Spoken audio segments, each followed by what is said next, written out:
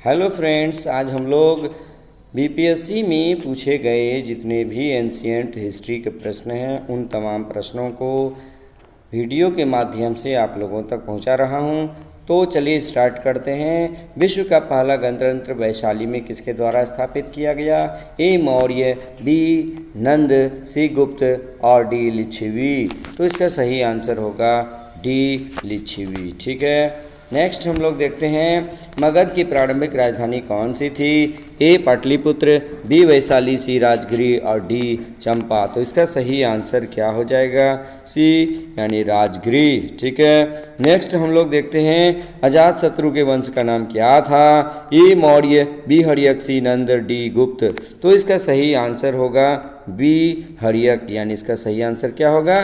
B होगा, हर्यक वंश। ठीक है, उसके बाद हम लोग नेक्स्ट देखते हैं 34 नंबर का सवाल। सेंड्रो कोट्स से चंद्रगुप्त मौर्य की पहचान किसने की? A William Jones, B Smith और सी आर के मुखर्जी, डी आर भंडारकर।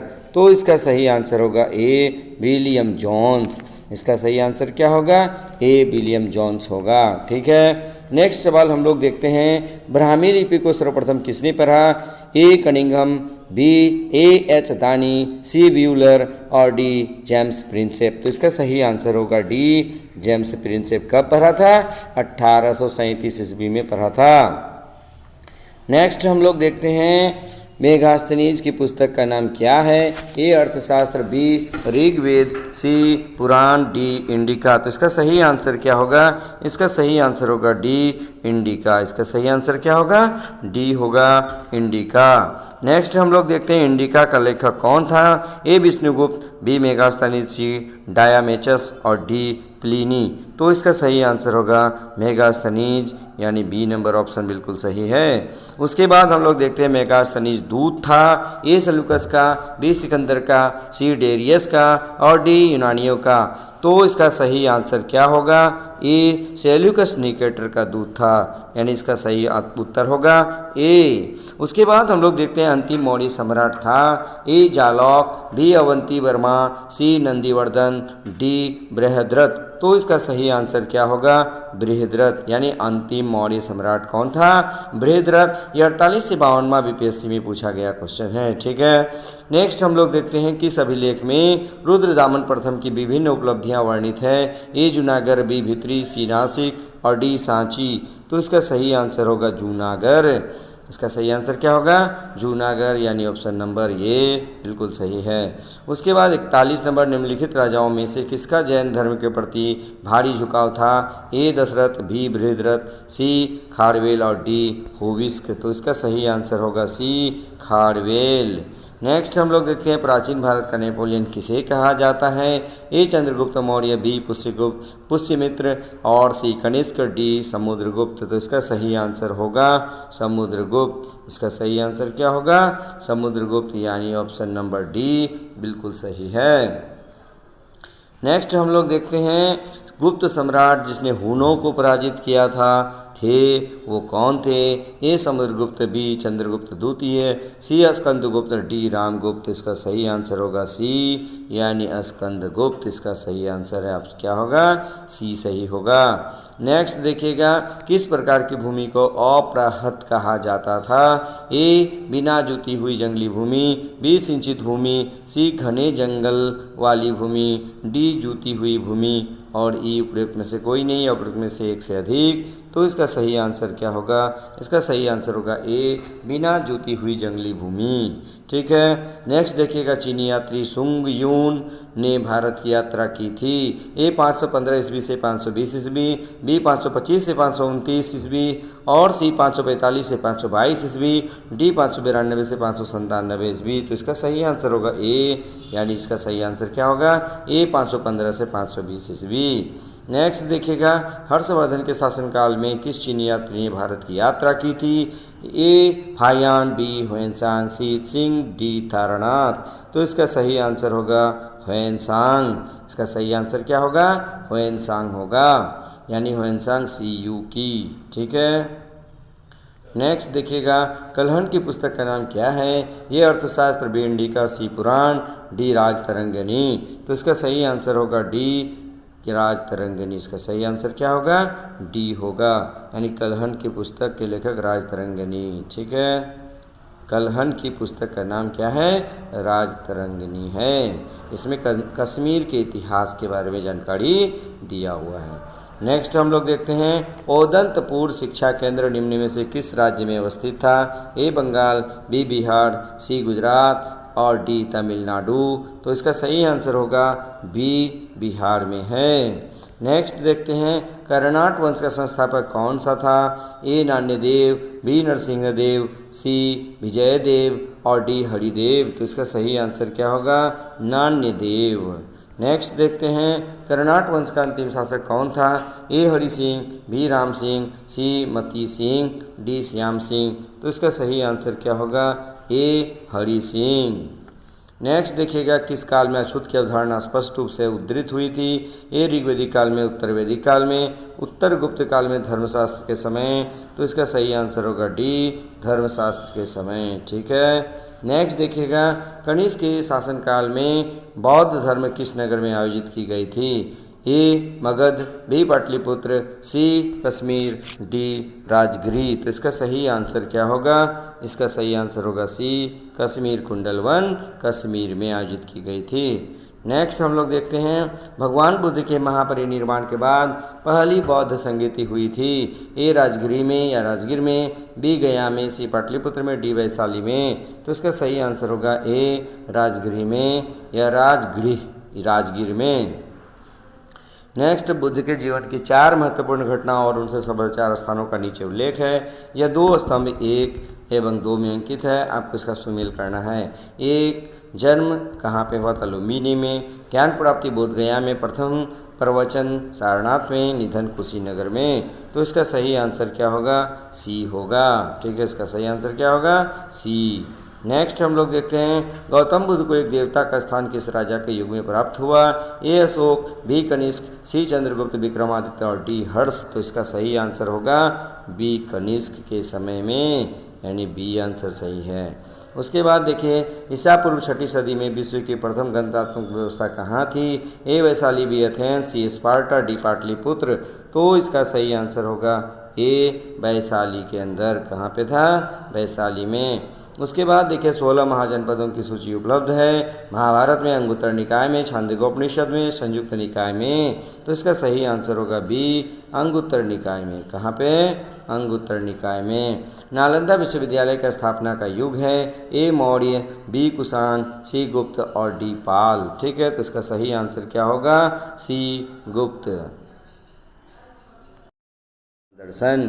ठीक है, नेक्स्ट देखिएगा 62 नंबर मध्यकालीन भारत में मनसबदारी व्यवस्था क्यों लागू की गई थी। ए राजस्व एकत्रित करने हेतु, बी सैनिकों की सुगमता से भर्ती हेतु, सी धार्मिक सद्भाव की स्थापना हेतु, डी स्वच्छ प्रशासन सुनिश्चित करने के लिए। और तो इसका सही आंसर क्या होगा, इसका सही आंसर होगा बी सैनिकों की सुगमता से भर्ती हेतु। इसका आंसर क्या होगा, बी होगा। नेक्स्ट हम लोग देखते हैं प्रथम मगध साम्राज्य का उत्कर्ष किस शताब्दी में हुआ था। ए ईस्वी पूर्व 4वीं शताब्दी, बी ईस्वी पूर्व 6वीं शताब्दी, सी ईस्वी पूर्व 2वीं शताब्दी और डी ईस्वी पूर्व 1ली शताब्दी। तो इसका सही आंसर क्या होगा, इसका सही आंसर होगा बी, यानी ईस्वी पूर्व 6वीं शताब्दी। ठीक है, उसके बाद देखिए मगध की राजधानी कौन सी थी। ए पाटलिपुत्र, बी वैशाली, सी गिरिगिरिज या राजगिरी, डी चंपा। तो इसका सही आंसर होगा ए और सी दोनों, इसलिए इसका स्टार दिया गया है। ए और सी दोनों इसका सही आंसर है। ठीक है, नेक्स्ट देखिएगा प्राचीन महाजनपद मगध की प्रथम राजधानी कौन सी थी। ए पाटलिपुत्र, बी वैशाली, सी चंपा, डी अंग और ई उपयुक्त में से कोई नहीं या उपयुक्त में से एक से अधिक। तो इसका सही आंसर होगा ई उपयुक्त में से एक से अधिक। नेक्स्ट देखिएगा नंद वंश के पश्चात मगध पर किस राजवंश ने शासन किया। ए मौर्य, बी शुंग, सी गुप्त और डी कुषाण। तो इसका सही आंसर होगा ए मौर्य। इसका सही आंसर क्या होगा, ए मौर्य। ठीक है, उसके बाद देखिएगा जिसके ग्रंथ में चंद्रगुप्त मौर्य का विशिष्ट रूप से वर्णन हुआ है वह है ए भास, बी शूद्रक, सी विशाखदत्त और डी अश्वघोष। तो इसका सही आंसर होगा सी विशाखदत्त। ठीक है, और ये मुद्रा राक्षस में। नेक्स्ट देखिएगा 69 नंबर में निम्नलिखित में से भगत का कौन सा राजा सिकंदर महान के समकालीन था? ए महापद्म नंद, बी घनानंद, सी सुकल्प और डी चंद्रगुप्त मौर्य। तो इसका सही आंसर होगा घनानंद। नेक्स्ट देखिएगा पाटलिपुत्र में स्थित चंद्रगुप्त का महल मुख्यतः बनाव था? ये ईंटों का, बी पत्थर का, सी लकड़ी का, डी मिट्टी का। तो इसका सही आंसर होगा सी लकड़ी का बना हुआ था। अष्टप्रधान का गठन किसने किया था? ए चंद्रगुप्त, बी अशोक, सी हर्षवर्धन, डी शिवाजी। तो इसका सही आंसर होगा डी शिवाजी।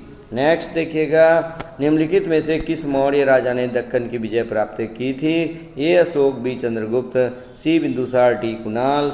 तो इसका सही आंसर होगा बी चंद्रगुप्त। ठीक है। नेक्स्ट देखिएगा अभिलेख जिससे यह प्रमाणित होता है कि चंद्रगुप्त का प्रभाव पश्चिम भारत पर था है कौन कौन है? ए कलिंग शिलालेख, बी अशोक का गिरनार शिलालेख, सी रुद्रदामन का जूनागढ़ शिलालेख, डी अशोक का सोपारा शिलालेख। ठीक है, सोपारा शिलालेख। तो इसका सही आंसर होगा सी यानी रुद्रदामन का जूनागढ़ शिलालेख।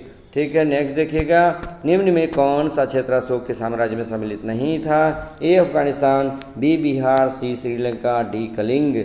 तो इसका सही आंसर होगा सी श्रीलंका। नेक्स्ट देखिए अशोक के शासनकाल में बौद्ध सभा किस नगर में आयोजित की गई थी? ए मगध, बी पाटलिपुत्र, सी समस्तीपुर, डी राजगिरी। तो इसका सही आंसर होगा बी पाटलिपुत्र। ठीक है। नेक्स्ट देखिएगा अशोक के शिलालेखों में प्रयुक्त भाषा है? ए संस्कृत, बी प्राकृत, सी पाली और डी हिंदी। तो इसका सही आंसर है प्राकृत यानी इसका सही आंसर क्या होगा? बी नंबर होगा। नेक्स्ट निम्नलिखित में से प्राचीन भारत की कौन सी लिपि दाहिने से बाईं ओर लिखी जाती थी? ए ब्राह्मी, बी शारदा, सी खरोष्टी, डी नंदागिरी। और तो इसका सही आंसर हो जाएगा सी यानी खरोष्टी लिपि। नेक्स्ट देखिएगा अशोक के धम्म का मूल संदेश क्या है? ए राजा के प्रति वफादारी, बी शांति एवं अहिंसा, सी बड़ों का सम्मान, डी धार्मिक सहनशीलता। तो इसका सही आंसर होगा सी बड़ों का सम्मान। ठीक है। सॉरी इसका सही आंसर होगा ई नंबर। इसका सही आंसर क्या होगा? ई नंबर इसका सही आंसर होगा। इसका सही आंसर क्या होगा? ई उपयुक्त में से कोई नहीं, अप्रयुक्त में से एक से अधिक। यानी ये राजा के प्रति वफादारी, बड़ों का सम्मान, धार्मिक सहनशीलता, सभी के सभी इसका सही आंसर है। चलिए नेक्स्ट देखिएगा केवल वह स्तंभ जिसमें अशोक ने स्वयं को मगध का सम्राट बताया है? ए मास्की का लघु स्तंभ, बी रुमिंदेय स्तंभ, सी क्वीन स्तंभ और डी भागरू स्तंभ। तो इसका सही आंसर है डी भागरू स्तंभ। नेक्स्ट हम लोग देखते हैं अपने शिलालेखों में अशोक सामान्यतः किस नाम से जाने जाते थे? ए चक्रवर्ती, बी प्रियदर्शी और सी धर्मदेव और डी धर्मकीर्ति। तो इसका सही आंसर है आपका बी प्रियदर्शी। ठीक है, इसका सही आंसर क्या है? बी प्रियदर्शी। उसके बाद देखिएगा कौटिल्य के अर्थशास्त्र में किस पहलू पर प्रकाश डाला गया है? ए आर्थिक जीवन, बी राजनीतिक नीतियाँ, सी धार्मिक जीवन, डी सामाजिक जीवन। तो इसका सही आंसर है बी राजनीतिक नीतियाँ। नेक्स्ट देखिएगा कौटिल्य की पुस्तक अर्थशास्त्र किस विषय पर आधारित है? ए आर्थिक संबंध, बी शासन कला के सिद्धांत और अभ्यास, सी विदेश नीति, डी धन संचय। तो इसका सही आंसर क्या होगा? ई नंबर होगा। उपयुक्त में से कोई नहीं या उपयुक्त में से एक से अधिक। ठीक है। नेक्स्ट देखिएगा मेगास्थनीज ने भारतीय समाज को कितनी श्रेणियों में विभाजित किया? ए 4, बी 5, सी 6 और डी 7। तो इसका सही आंसर होगा 7 यानी डी नंबर बिल्कुल सही है। 83 हो गया। 84 देखिए मौर्य साम्राज्य का 7 वर्गों में विभाजन का विशेष रूप से उल्लेख किया गया है? ए कौटिल्य के अर्थशास्त्र में, बी अशोक के शिलालेखों में, डी पुराणों में, डी मेगास्थनीज की पुस्तक इंडिका में। तो इसका सही आंसर होगा डी यानी मेगास्थनीज की पुस्तक इंडिका में। और 85 नंबर में देखिएगा पेरिप्लस ऑफ द इरिथ्रियन सी किसने लिखी है? ए टेसियस, बी प्लिनी, सी टॉलमी, डी स्ट्रेबो। तो इसका सही आंसर होगा इनमें से कोई नहीं, इसलिए कि पेरिप्लस ऑफ द इरिथ्रियन सी के लेखक का आज तक पता नहीं चल पाया है। नेक्स्ट देखिएगा वह स्रोत जिसमें पाटलिपुत्र के प्रशासन का वर्णन उपलब्ध है? ए दिव्यावदान, बी अर्थशास्त्र, सी इंडिका और डी अशोक शिलालेख। तो इसका सही आंसर होगा सी इंडिका। नेक्स्ट, पाटलिपुत्र को किस शासक ने सर्वप्रथम अपनी राजधानी बनाई? ए चंद्रगुप्त मौर्य, बी अशोक महान, सी चंद्रगुप्त विक्रमादित्य और डी कनिष्क। तो इसका सही आंसर होगा ए चंद्रगुप्त मौर्य। ठीक है। नेक्स्ट देखिएगा, इनमें से किसने सर्वप्रथम व्यापक पैमाने पर स्वर्ण मुद्रा का प्रचलन किया? ए पुष्यमित्र शुंग, बी मेनांडर, सी भीम कटफिशस और डी गौतमीपुत्र सतकर्णी। तो इसका सही आंसर होगा भीम कटफिशस, यानी ऑप्शन नंबर सी बिल्कुल सही है। ठीक है। कला की गंधार शैली निम्न समय में फली फूली कुषाणों के समय, गुप्तों के समय, अकबर के समय, मौर्यों के समय। तो इसका सही आंसर होगा कुषाणों के समय। नेक्स्ट देखिएगा, इनमें से किस शासक ने चतुर्थ बौद्ध संगीति कश्मीर में आयोजित की? ए अशोक, बी अजातशत्रु, सी कनिष्क, डी कालाशोक। तो इसका सही आंसर होगा सी कनिष्क। नेक्स्ट देखिएगा, शुंग वंश के बाद किस वंश ने भारत पर राज किया? ए सातवाहन, बी कुषाण और सी कण्व और डी गुप्त। तो इसका सही आंसर होगा सी कण्व। ठीक है। नेक्स्ट देखिएगा, राजा खारवेल का नाम जुड़ा हुआ है गिरनार के स्तंभ लेख के साथ, जूनागढ़ स्तंभ लेख के साथ, हाथीगुम्फा लेख के साथ और डी सारनाथ लेख के साथ। तो इसका सही आंसर होगा सी हाथीगुम्फा लेख के साथ। नेक्स्ट देखिएगा, नगरों का क्रमिक पतन किस काल की एक महत्वपूर्ण विशेषता है? ए गुप्त काल, बी प्रतिहार, सी राष्ट्रकूट, डी सातवाहन। तो इसका सही आंसर होगा ए गुप्त काल। ठीक है। नेक्स्ट, निम्नलिखित में से कौन सा बंदरगाह गुप्त काल में उत्तर भारतीय व्यापार के लिए उपयोग किया जाता था? ए कल्याण, बी ताम्रलिप्ति, सी भरोच, डी कैम्बे। तो इसका सही आंसर क्या होगा? ई, यानी इनमें से कोई नहीं या उपयुक्त में से एक से अधिक। तो इसमें एक से अधिक सही है। ठीक है। नेक्स्ट देखिएगा, किस शासक वंश ने मंदिरों एवं ब्राह्मणों को सबसे अधिक ग्राम अनुदान में दिया? ए गुप्त, बी पाल, सी राष्ट्रकूट और डी प्रतिहार। तो इसका सही आंसर होगा ए गुप्त वंश ने दिया।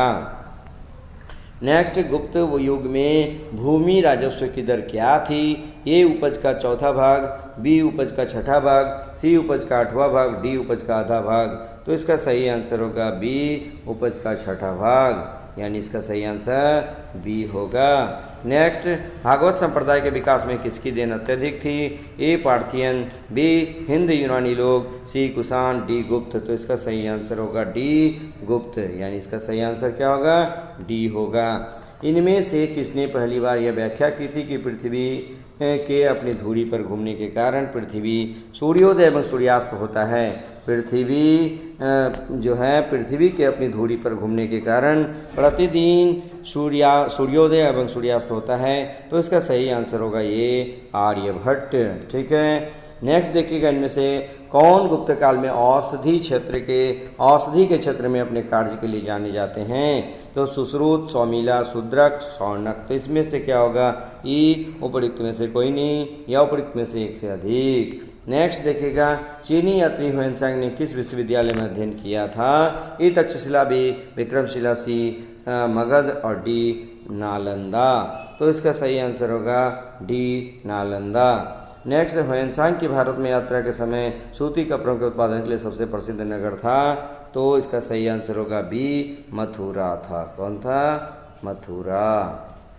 नेक्स्ट देखते हैं हम लोग, कवि बाण निवासी था? ए पाटलिपुत्र का, बी थानेश्वर का, सी भोजपुर का और डी उपयुक्त में से कोई नहीं। तो इसका सही आंसर होगा ए पाटलिपुत्र का। ठीक है।